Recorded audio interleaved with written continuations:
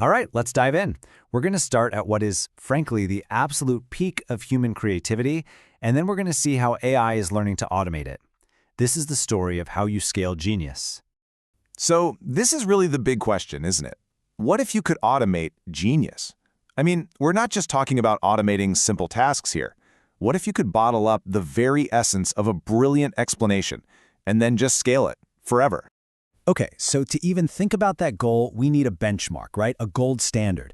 We're talking about educational content that is so good, so beautiful, it stops feeling like a lesson and starts feeling like a piece of art. And for that, look no further than the YouTube channel 3 Blue 1 Brown. If you haven't seen it, it's just incredible. It was created by Grant Sanderson, and he takes these super difficult, high-level math topics and somehow makes them feel intuitive, like obvious.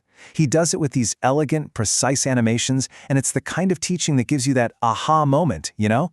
That spark of real understanding. So how in the world does he do it? Well, the secret sauce, if you will, is a tool he created called Manim.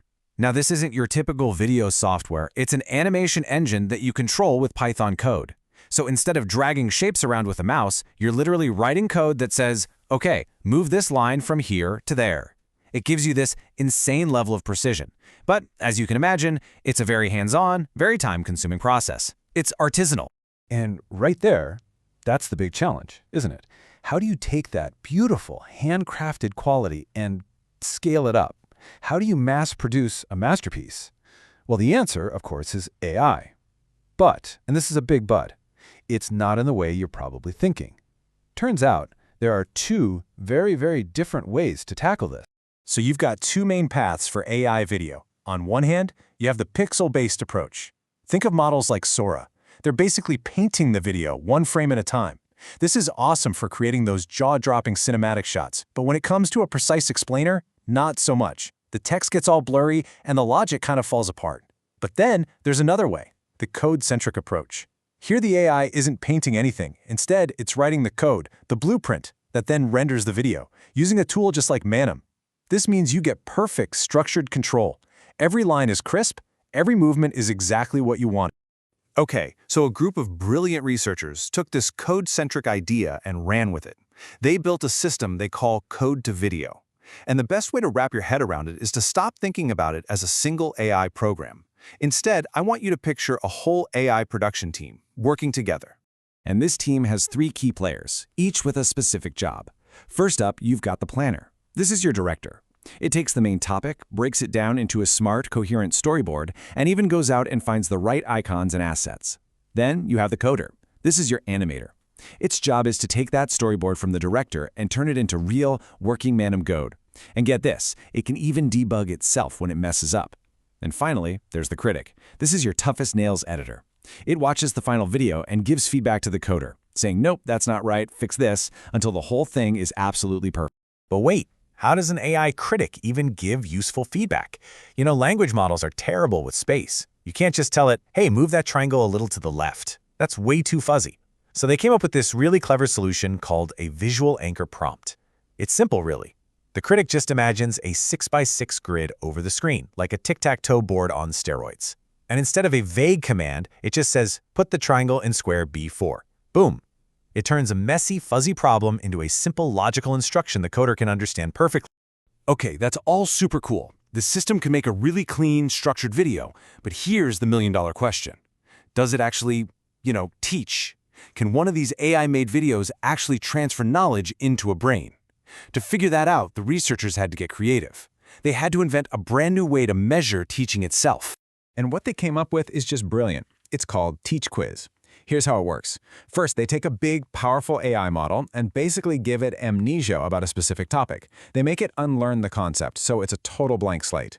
Then they have this ignorant AI watch the video our AI production team made, and after it takes a quiz. So the score it gets has nothing to do with what the AI already knew. It is a pure, direct measurement of how well the video did its job of teaching. And the results?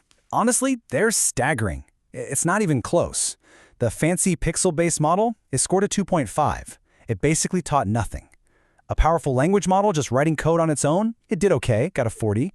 But the full code-to-video team, the planner, the coder, and the critic all working together, it scored an 86. That is a massive, massive leap in how effective the video actually was. Yeah, you heard that right. That full agentic system was a whopping 46% better at teaching than just a raw language model trying to write the code by itself. And that number, that 46%, that's the magic. That's the value of having a team. It's the planning, the debugging, the critical eye, all of it working together. And this, right here, is the key takeaway. This is the breakthrough. The AI wasn't just making a prettier video. It was making a 46% better teacher. We're not just talking about generating media anymore. We're talking about generating understanding. So let's zoom out for a second. What does all this actually mean?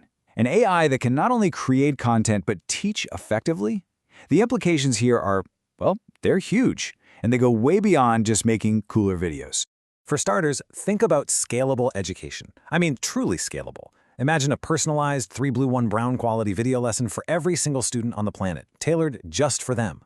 Or how about automated expertise? You could feed a super dense, complicated research paper into this thing and get a clear, easy-to-understand video explainer back in minutes. Wow. It also tells us something fundamental. For creating structured content, code is just a way better tool for AI than pixels.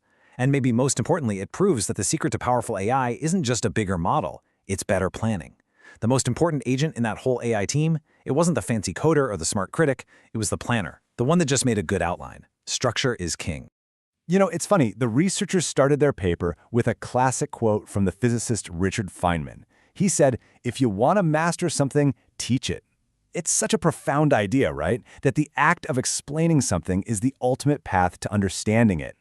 And that kind of brings us full circle, leaving us with one last big question to think about. We've just seen an AI that is literally learning to master subjects by figuring out how to teach them.